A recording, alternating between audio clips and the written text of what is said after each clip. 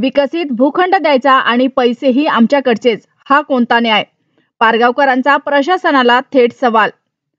पुरंदर आंतरराष्ट्रीय विमानतळ प्रकल्पाच्या मोजणी प्रक्रियेत प्रशासनाची भूमिका उघड होत असल्याची भावना पारगाव ग्रामस्थात व्यक्त होत आहे. पारगाव येथे भूसंपादन अधिकाऱ्यांनी रात्री उशिरापर्यंत ग्रामस्थांशी संवाद साधताना विकसित भूखंड घ्यायचा असेल तर त्याचे पैसे तुम्हालाच भरावे लागतील असे सांगितल्याचा आरोप ग्रामस्थांनी केला. शेतकऱ्यांनी संताप व्यक्त करत सरकार मोबदला देणार, पण परत भूखंड घ्यायचा असेल तर पैसे आमचेच, हा विकास नाही तर आमच्या खिशावर डाका आहे, अशी टीका केली. आज भूखंडासाठी पैसे मागत आहेत, उद्या व्यवसायासाठी परवानगी घेताना आणखी पैसे मोजावे लागतील, असा सवाल ग्रामस्थांनी उपस्थित केला. संमती नाही, मोजणी नाही. पारगावकरांनी विमानतळ प्रकल्पाला ठाम विरोध दर्शवला आहे. विमानतळाला आमचा विरोध आहे, आम्ही संमतीच दिली नाही, मग मोजणी कशी, असा ठाम पवित्रा त्यांनी घेतला आहे. यामुळे प्रशासनाला अडचण निर्माण होण्याची शक्यता व्यक्त केली जात आहे. रात्री 11 वाजेपर्यंत समजावणी प्रयत्न. 26 सप्टेंबर पासून एखतपूर मुंजवडी येथे सुरू झालेली मोजणी प्रक्रिया 14 ऑक्टोबरच्या सुमारास पारगावला पोहोचणार असल्याचे लक्षात येताच अधिकाऱ्यांची धावपळ सुरू झाली. विशेष भूसंपादन अधिकारी उपजिल्हाधिकारी कल्याण पांढरे व संगीता चौघुले यांनी रात्री 11 वाजेपर्यंत ग्रामस्थांच्या घरी जाऊन संमती मागितल्याची माहिती समोर आली आहे. खोटी आश्वासने, सरकारचा नेहमीच खेळ. ग्रामस्थांनी शासनावर थेट आरोप करत म्हटले आहे की मोठमोठी आश्वासने देऊन शेवटी शेतकऱ्यांची फसवणूक केली जाते. धाराशिव आणि नवी मुंबई विमानतळ प्रकल्पातील अनुभव दाखवत मोबदला अपुरा, वचन पाळले नाही. आमच्यासोबतही तसेच होईल असा अविश्वास त्यांनी व्यक्त केला. 95% समिती हा दावा खोटा. शासनाचा दावा आहे की पारगावमधील 90 ते 95% शेतकऱ्यांनी संमती दिली, मात्र ग्रामस्थांनी हा दावा फेटाळला. आमची संमती दाखवा अशी मागणी तहसील कार्यालयात केली. ग्रामस्थांनी सलग 4-5 दिवस मागणी केली तरी यादी न दाखवल्याचा आरोप करण्यात आला.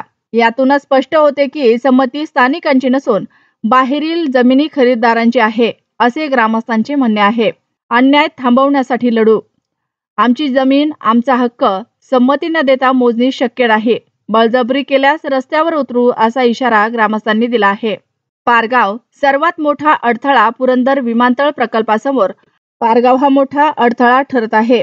प्रशासनाने ग्रामस्थांचा रोष ओळखला नाही तर संघर्ष अटळ होईल, असे काही शेतकऱ्यांनी सांगितले. पुढे पहा अधिकारी काय म्हणालेत. त्या दिवसाच्या पाठीमागं 1 वर्ष वजा करायचं, म्हणजे 25 एप्रिल 2024 पासून मागची 3 वर्ष, म्हणजे 25 एप्रिल 21 पासून 24 पर्यंत या 3 वर्षात जे खरेदी विक्री व्यवहार झालेत, कुंभार, वळण, उदाची वाडी, सगळ्या 7 गावातले, त्याचं आपल्याला जे प्रत्येक गाव न्याय व्यवहार येतील. आता समजा पारगावमध्ये 100 व्यवहार झाले. या 100 व्यवहारामध्ये आपण एकदम हायेस्ट जो आहे समजा 50 लाखाचा आहे, 1 कोटीचा आहे, तो वरील 50 लाखाच्या खाली येईल, असं खाली खाली येत असे 100 व्यवहार एका खाली एक लावणार उतरत्या क्रम. आणि त्यानुसार त्या पहिल्या 50 व्यवहार जे येतील, 50% व्यवहार, 100 मध्ये 50 व्यवहार, त्या 50 व्यवहारची ॲव्हरेज निघणार. आणि ती ॲव्हरेज आम्ही सर्वसाधारणपणे काही गावांमध्ये 25 लाख येते, काही गावांमध्ये 30 लाख येऊ शकते, काही गावांमध्ये 32 लाख येऊ शकते. आणि हे व्यवहार जे आहेत हे सब रजिस्ट्रारकडून आम्ही घेतो आणि त्याचं जे ॲव्हरेज काढलं, आता ते रेकॉर्ड करतायत, परंतु ह्याच्यात ही कायदाच आहे आणि आम्ही पुस्तकात पण लिहिलेलं आहे.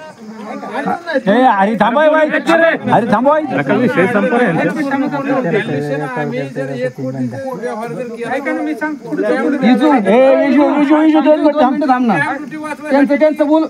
मी बोलतो ना, ऐकणार का तू? तुमचं बोला. हा मुद्दा असा आहे की समजा आपण उदाहरणासाठी 25 लाख रुपये एकर धरला, बरोबर ना, रेडी रेकनरचा रेट आणि खरेदी विक्री व्यवहार, या दोन्हीमध्ये हे 20 लाख रुपये एकरी होता आणि हा 25 लाख रुपये एकरी झाला. तर हायेस्ट रेट कुठला आहे? खरेदी विक्री व्यवहारानुसार तो आपण पकडतो, बरोबर. या दोन्ही मधला हायेस्ट रेट आणि ह्या हायेस्ट रेट गुणिले 4 पट म्हणजे 25 लाख जर आपला खरेदी विक्रीचा दर आला तर गुणिले 4 किती येतं? 1 कोटी रुपये. बरोबर ना? ऐका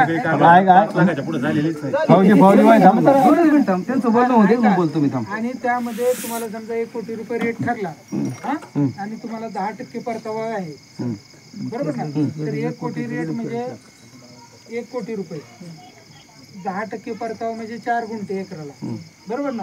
हे 4 गुंठे जे द्यायचे आहेत ना ते 1 कोटी रुपये तुमच्या अकाउंटला जातील, बरोबर ना?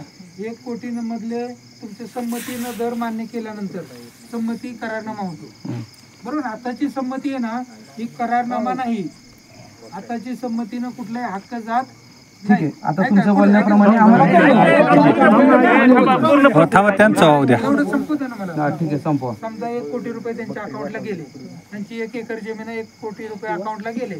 आता यांना 4 गुंठे प्लॉट द्यायचा आहे, तर त्यांचा प्रश्न मगाचा होता की 4 गुंठ्याची रक्कम किती भरायची आम्ही, बरोबर ना? तर 4 गुंठ्याची जी रक्कम आहे ती तुम्हाला देताना किती दिले? 1 कोटी. 1 कोटी म्हणजे एकराला, म्हणजे गुंठ्याला किती दिले? 2.5 लाख रुपये. 4 गुंठ्याचे किती झाले? 10 लाख रुपये. हे 10 लाख रुपये तुम्हाला MIDC ला भरायचे, ऐका. आणि हे भरायचे, हा कायदा आहे. आता ह्याच्यामध्ये हा मूळ आत्ताचा GR आणि आताची परिस्थिती सांगितली, त्याच्यामध्ये तुमच्या काय म्हणजे प्रतिनिधींनी वाटाघाटी तुम्ही केल्या शेतकऱ्यांची, संमतीच्या निवाडा जो होतो ना ते संमती करारनाम्याच्या वेळेस जे तुमचं काय निश्चित होईल, बरोबर ना? ह्याच्या व्यतिरिक्त जे ऍडिशनल बेनिफिट आहेत म्हणजे 750 दिवसाची भूमी होणाऱ्याला मजुरी, बरोबर, त्यानंतर एका किंवा 2 व्यक्तींना नोकरी, किमान वेतन कायद्यानुसार जी हे ना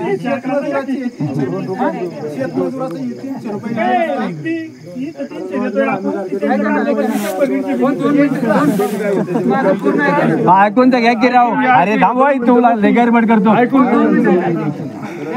जमिनीची किंमत सांगितली बाबा, बरोबर, जमिनीची किंमत सांगितली. आता घर जाते, उदाहरण घराला 2.5 गुंठे वेगळा प्लॉट मिळणार आहे, घराला 2.5 गुंठे वेगळा प्लॉट मिळणार आहे. तिसरा मुद्दा आहे 2.5 गुंठ्याचे 2.5 गुणिले 2.5 सव्वा किती? ऐका ना जरा, 5 होत नाही, 6.25 होते. तर 6.25 लाख रुपये जे आहेत ना ते तुम्हाला भरावे लागतात, परंतु त्याच्यामध्ये तुमच्या जमिनीचे पैसे तुम्हाला मिळणार आहेत. आणि एक डेव्हलप प्लॉट जो असणार आहे हा समजा तुम्हाला जर 10% द्यायचं असेल तर शासनाला त्याच्या दुप्पट जमीन घ्यावी लागते, त्याच्यामध्ये प्लॉट टाकावे लागतात, त्याच्यामध्ये रस्ते टाकावे लागतात, तिथं हॉस्पिटल काढावं लागतं, तिथं तुम्हाला गार्डन करावं लागते. त्यांचं वाहू द्या तर एकदा. काकू थांबवायचं हो, त्यांचं सांगते ते ऐका की 2 मिनिटं.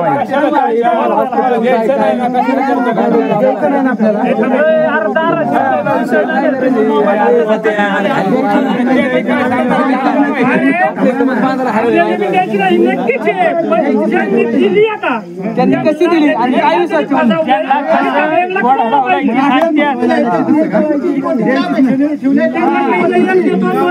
एक्झॅक्ट नाही सांगत तुम्हाला, मी ज्या अंदाजाचे वाचले ते सांगते.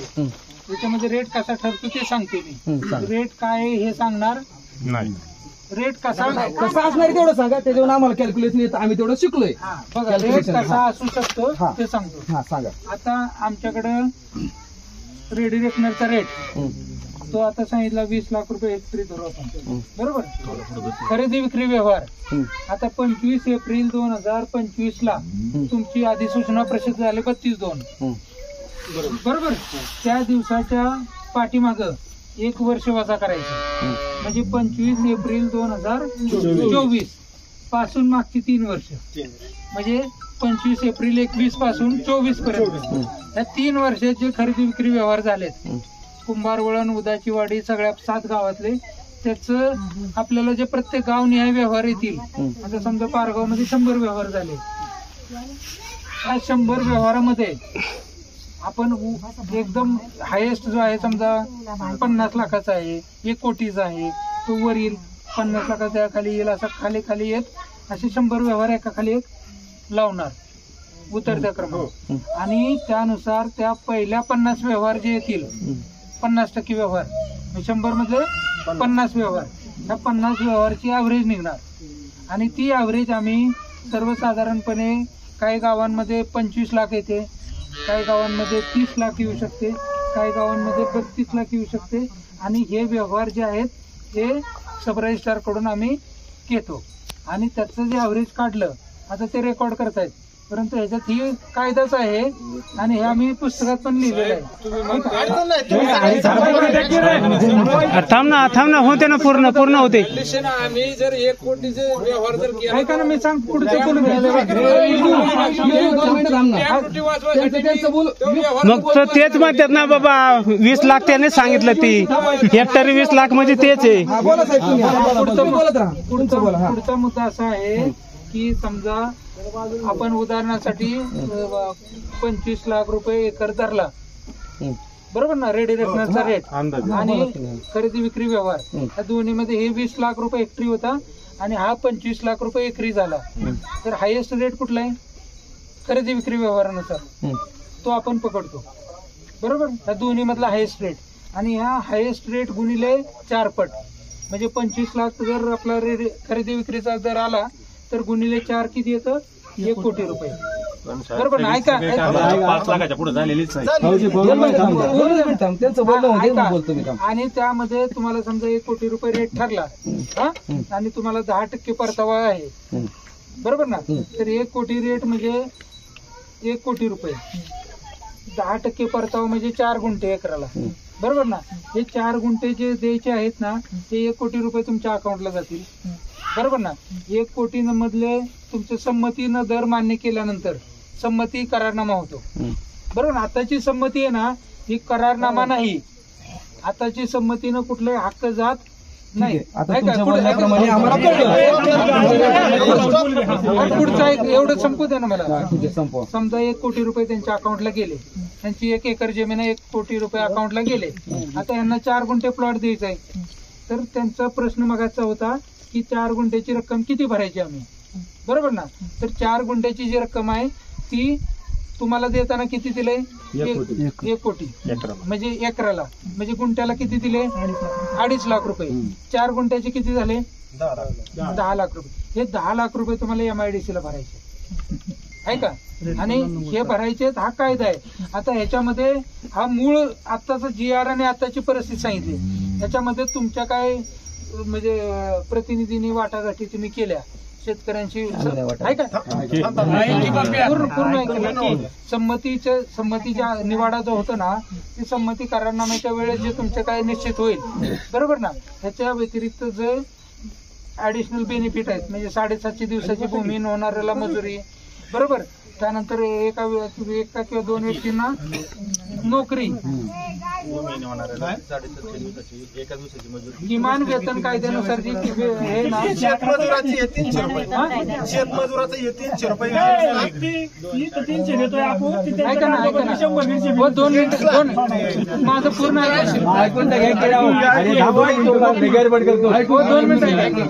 हे बघा.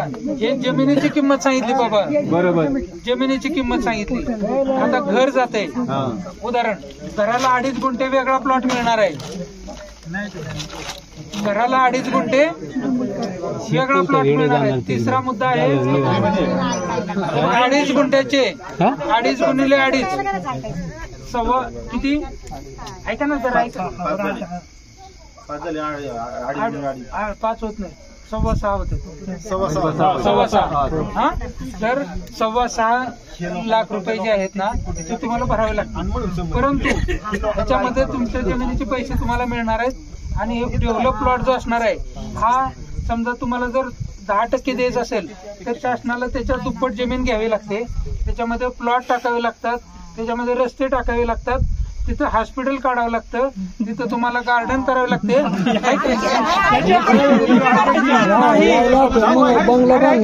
धारपती धाराशिवचं कधी झालं विमानतळ अजून उडलं नाही. मोबाईल आलत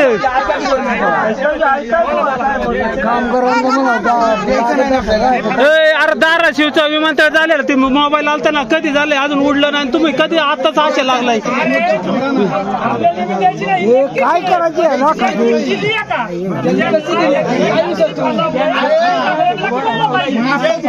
काय करायचे लोकांना कळू दे ना.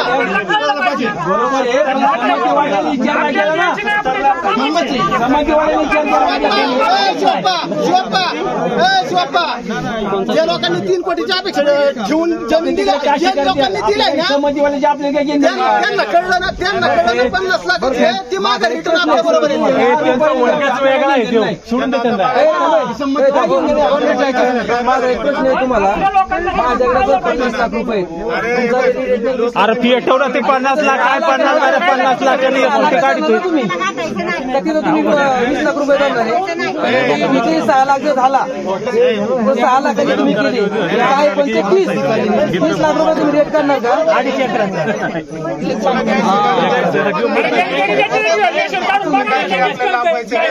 तुम्ही काय रेट देणार हे आम्हाला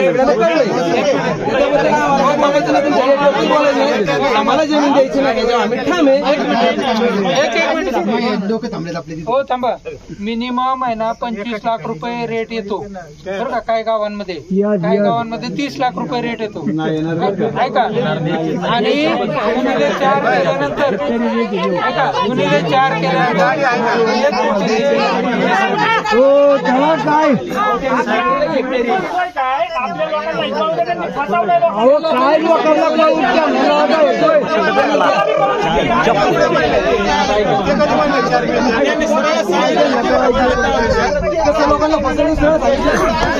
लोकांना